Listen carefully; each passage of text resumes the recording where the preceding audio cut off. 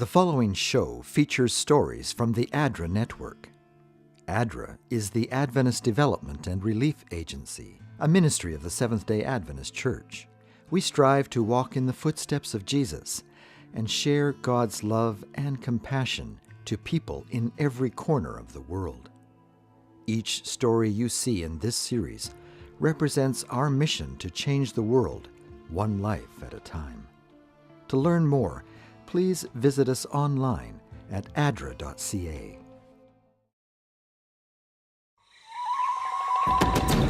Every day, the people living in the villages of Middlebush on the island of Tanna have to walk up to 6 hours to collect the water they need to survive. So let's say you wake up late. Are there some times that you won't get any water?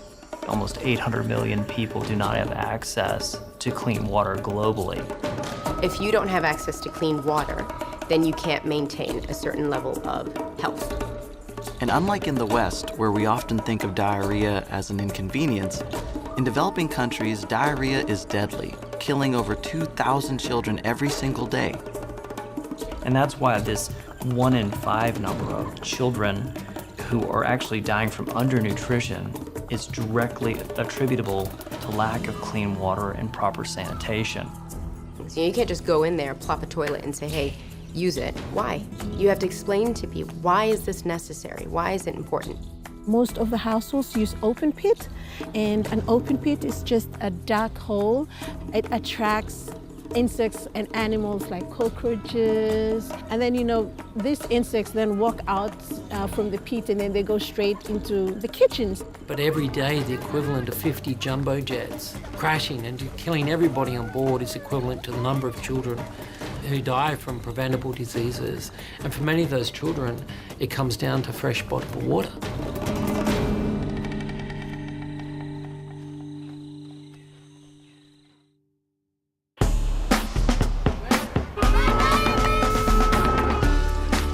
This world of ours is more beautiful, more complicated, and more inspiring than we could ever imagine. My name is Sanjay, and this is the story of a journey with ADRA to serve a hurting world.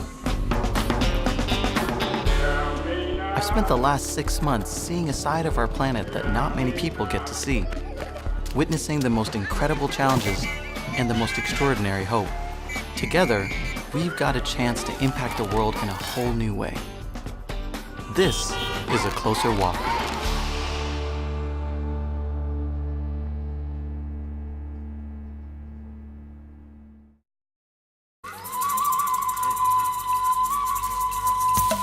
Vanuatu is a lush tropical paradise made up of 82 islands that sit 1,000 miles northeast of Australia, in the middle of the South Pacific Ocean. The archipelago, created from a series of volcanic eruptions, still has several active volcanoes, which continue to shape the landscape of the islands they formed. For the 222,000 people that call these islands home, it is a mostly peaceful and simple life. On the island of Tanna, there's a small farmer's market where locals come to trade and sell their produce. But life in this tropical paradise can be a challenge for the families that live here. Only about 9% of the steep, rocky terrain is used for agriculture, and there's very little permanent fresh water. It may come as a surprise considering its proximity to the clear, sparkling blue sea, but without proper technology to desalinate the seawater, it is not usable for cooking, cleaning, or drinking. I think that one of the things that we take for granted is clean, potable water. And yet, there's so much of the world that suffers from it. I remember going into a community once. I said to the people, how many of you have experienced the loss of a child through water-borne disease? Well, everyone put their hand up. So, put your hand down if you only lost one child, or the hand stayed up, 2 children, 3 children. So in a lot of places, what you see is that people literally just don't live near a clean water source. Or if they do, that water source is used for everything. It's used to wash clothes, it's used to bathe, it's used to feed the animals, it's used for everything. Sonia Bele is a young mother who lives in Middlebush on the island of Tana, a remote village that does not have easy access to clean water. Several times each day, she and many others from her village make the long trip to a freshwater spring to collect the water that will be used for everything they do. There is water, but the water source is quite far and people have to work, especially women and children, have to walk a long way to carry water. You know, it's interesting. A lot of people are very touched when they hear about people lacking in water because it's so fundamental. It's just this basic element of life. You know, and it has an incredible impact. Almost 800 million people do not have access to clean water globally. Lavalokiam is the chief of the village where Sonia lives, and he showed me the small spring, which is the primary source of the water for his village and many of the surrounding villages in Middlebush. About how many people use this water? Over 1,000. 1,000? Yes. Although the spring that the villagers use produces a constant stream of water, it is a precious resource that is not always readily available. If someone uses the water from the spring to bathe, or forgets to return the stopper to the hose running from the source, the reserve of water built up by the spring can run out. So let's say you wake up late and you come here late. Are there some times that you won't get any water? When they come here late, the other ones come first and take the water and the water is finished. Water is finished? Yes. So it's not just always coming. Yes. It will finish if you come late. Water access. Here we never think about it because it's everywhere. But in a lot of places where we work, it isn't everywhere. 84% of the people who lack access to water live in rural areas where they rely on farming and agriculture for their survival. The life of a subsistence farmer is already a challenging one, and around the world in developing countries, the workforce is losing billions and billions of hours collecting water. So you come 6, 7 o'clock in the morning, you walk half an hour to here, and you have to do this trip 5 times in one day. And this heavy thing. Wow. Carrying water is a job that everyone in the villages of Middlebush is very familiar with. But most often, the responsibility for collecting and carrying water falls on the women and girls. Girls under the age of 15 are twice as likely as boys to be the family member responsible for fetching water. Because often it is young girls and women who are fetching the water, who have to walk hours to be able to go and access that water. That time that they're doing to get water is time they could be using in school. It's time they could be using for other things, but they can't, right? Because water is a necessity. So you have a lot of girls who literally can't go to school because if they go to school, who's going to help in the household and who's going to collect this water? Getting water from a spring that is a 30 or 40-minute walk from your village may not seem like a difficult thing. But when you consider the amount a person, particularly a young child, is able to carry, you realize that in order to have the water they need to survive, they have to make 5 or 6 round trips every single day.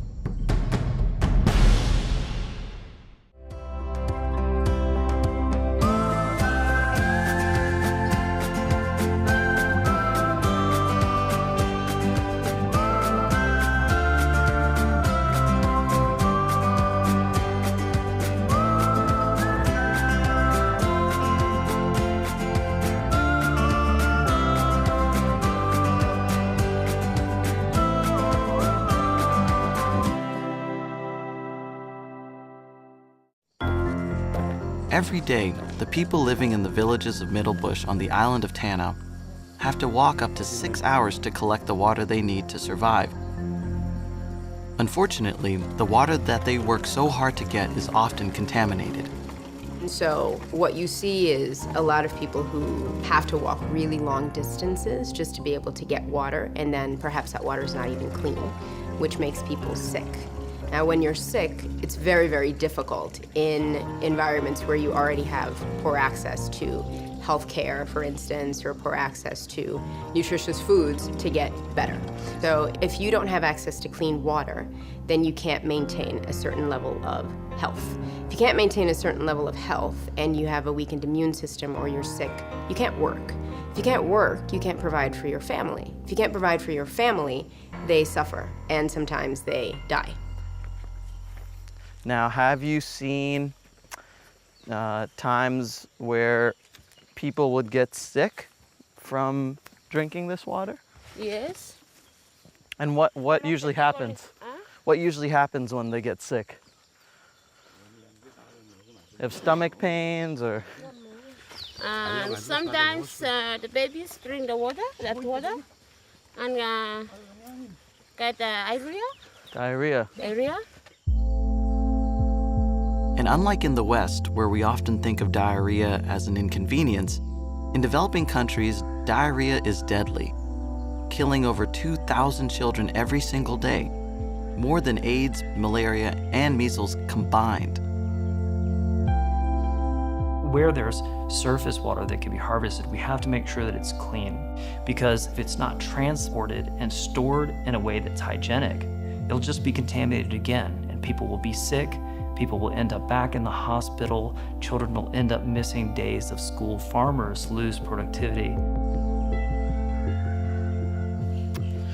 So after that long walk from the water, what do you do with it once you get it up here? Cook. Cook. Yes. Are you gonna cook anything right now? Yes. Go inside and take some taro, fish and come and take out the skin. And then use the water to cook Yes, that. and wash and put in saucepan. So she's gonna use the water to wash the food. Yes.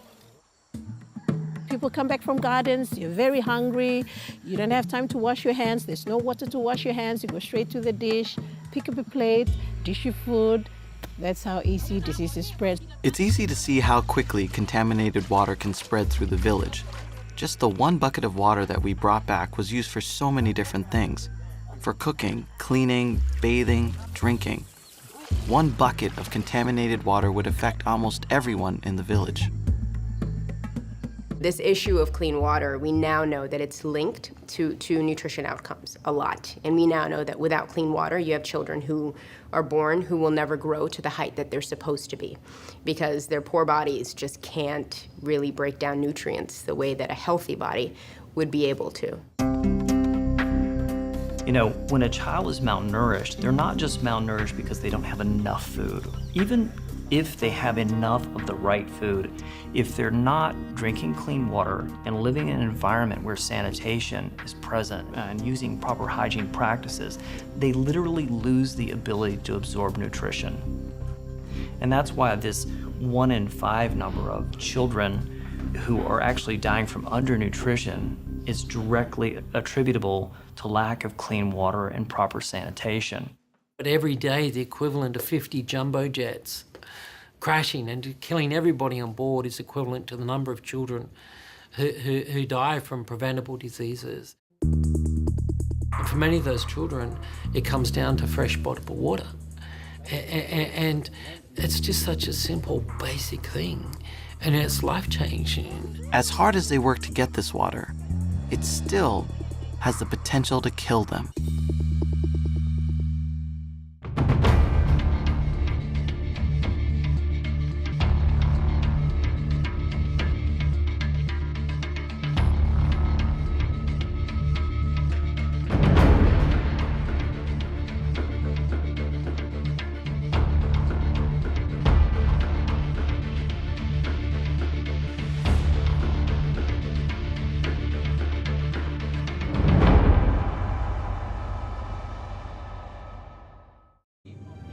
There are so many things that are easy to take for granted when it comes to clean water. One of the first things I did when the plane landed on this tropical island was to go to the small general store and buy a supply of bottled water, a luxury that most families on this island could never even imagine being able to afford. But access to clean water isn't the only problem these families face. we don't talk about water, we talk about WASH, water, sanitation, and hygiene. Because in reality, while almost 800 million don't have access to clean water, more than 2.5 billion people don't have access to sanitation. You know, and you may think offhand, sure, you know, you need water to live, but what about a toilet? Because what that means, there are more people in this world that have a cell phone than have a toilet in their home. Thomas Belden was born and raised in Vanuatu and now helps bring clean water and sanitation to the families here that don't have it. He took me deep into the heart of Tanna Island to visit a village that has changed very little, even as the rest of the island slowly modernizes. This looks like we're just driving through one big garden, you know, with the trees all over and it's green everywhere. As we go further and further in, the roads seem to get smaller and smaller.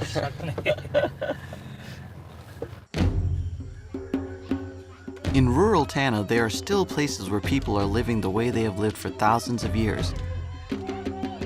Although only a few of these villages remain, they are a link to the island's rich history. Life in these villages is surprisingly similar to life around the rest of the island. Families here share simple grass huts, some reserved for sleeping and others reserved for cooking and keeping food. Tree houses sit high above the thick forest canopy and provide a lookout to the surrounding land. A lack of modern conveniences means a simpler way of life, but also means a lack of knowledge about sanitation and hygiene. The villages here still use a type of toilet that leads to very unsanitary conditions. This type of toilet we call a bush toilet. A bush toilet? Yeah. Okay. So we have a little house, or sometimes we just have some leaves cover, and then we have sticks, and then there's a hole, and then we you squat on the sticks, and then you do the business. So this is the bathroom, local bathroom. So we have only 2 flat palms, and people just can come in. And there's just a hole inside. Yeah. You have to aim. Yeah, aim, that's right. You aim correctly and everything will go well. But if you aim badly, then you'll mess up the... for everyone else. For everyone else. And when somebody comes in and see the mess, and they can use out in the bush rather than this one. So. In Middle Bush, because it's a rural area, most of the houses have toilets outside, and most of the households use open pit, and an open pit is just a dark hole. It attracts insects and animals like cockroaches, rats, you have flies going into the toilet, and then these insects then walk out from the pit, and then they go straight into the kitchens. You know, with all the water systems that we do, we also bring in sanitation, and we train people in better sanitation techniques that not only leads to a reduction in waterborne diseases through, and other diseases through contaminated food or other things of cooking techniques and washing techniques. So it actually becomes a holistic thing. Mothers are healthier, therefore when they get pregnant they're healthier, therefore they're healthier throughout their pregnancy, which means they deliver babies that are stronger and healthier.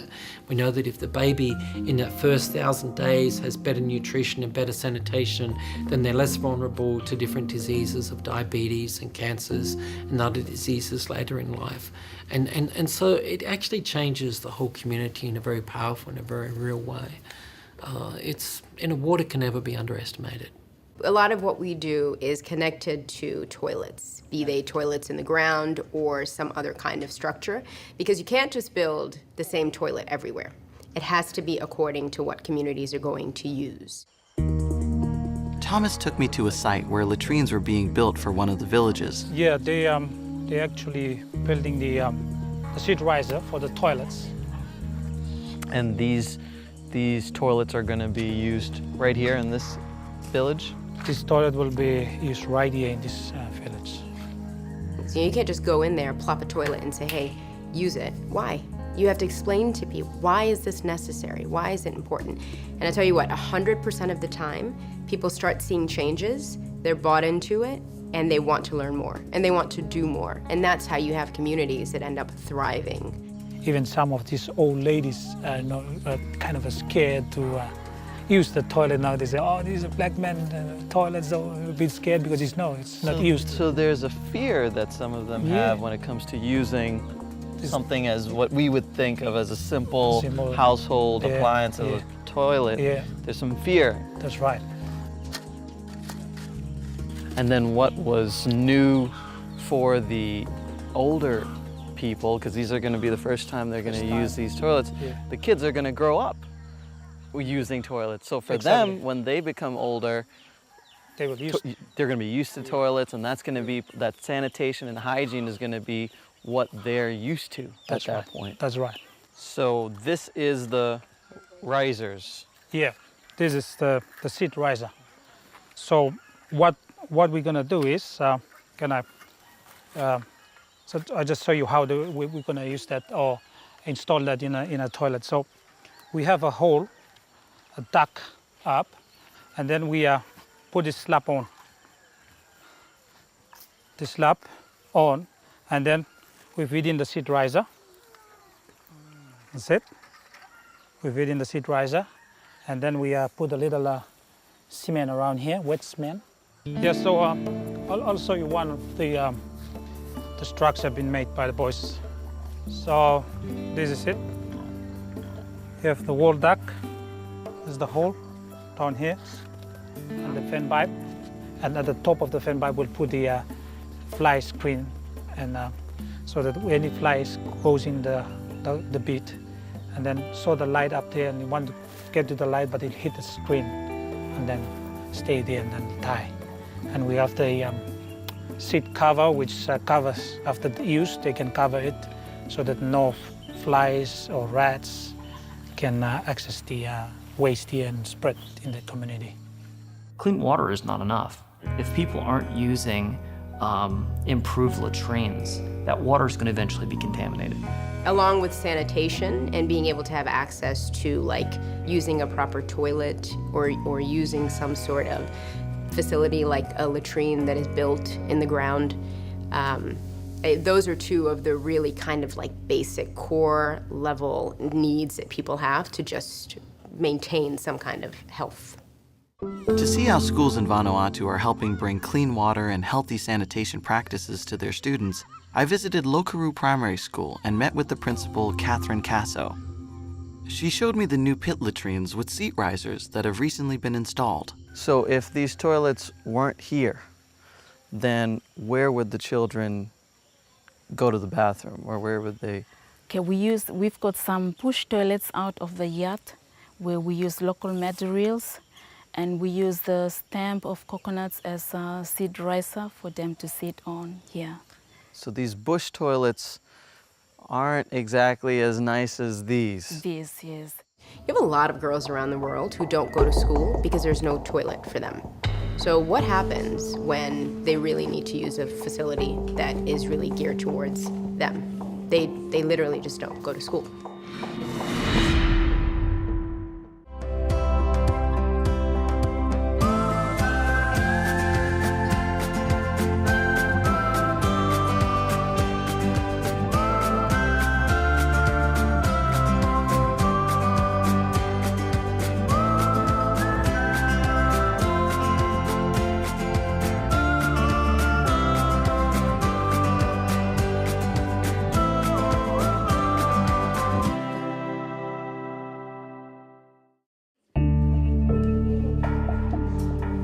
Part of bringing clean water and sanitation to rural communities is about keeping kids in school. Education is one of the best ways out of poverty for these kids. But in order to get an education, they've got to spend time in the classroom. 443 million school days are lost each year because kids around the world are sick due to water-borne illness. Even the kids that are able to fit school in a day filled with carrying water, and those who are able to stay healthy despite a lack of good hygiene and sanitation, struggle to stay in schools if the schools themselves don't have toilets and clean water. Half of the primary schools in the developing world do not have bathrooms, a problem for all of the kids, but especially girls, who usually drop out by the time they are 11 or 12 years old. Lokaru School has recently built 3 sanitary pit latrines. and has a newly installed pump that brings clean water from a tank up the hill from the school.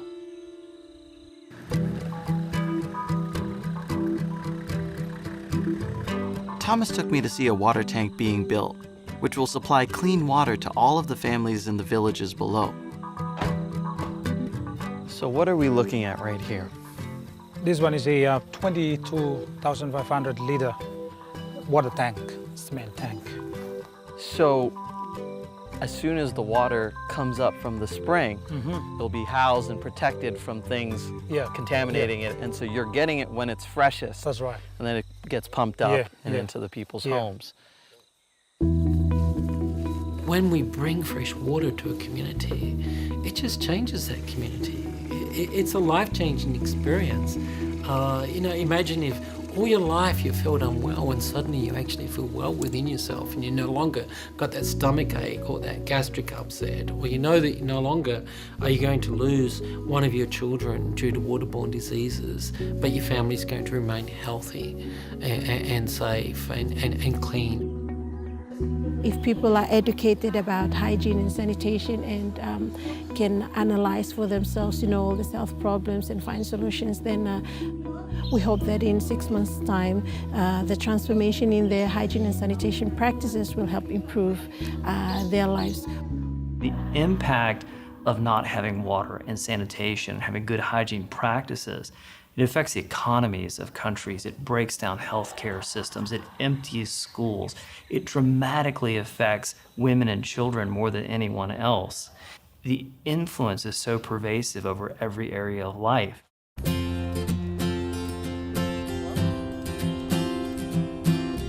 In Vanuatu, the interconnectedness of life is so clear.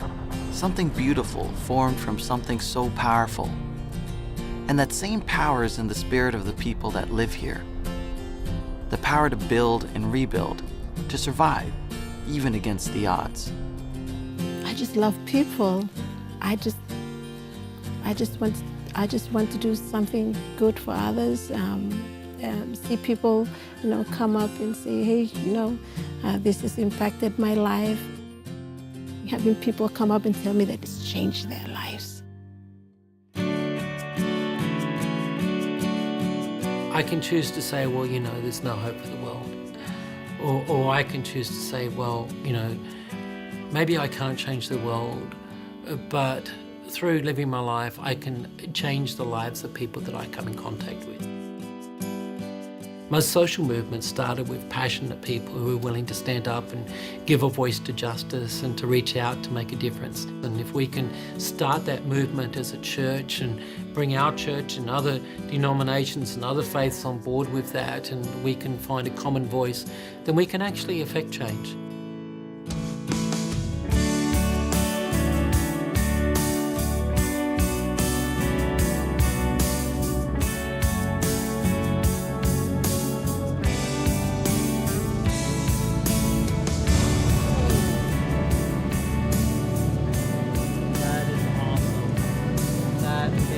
Awesome.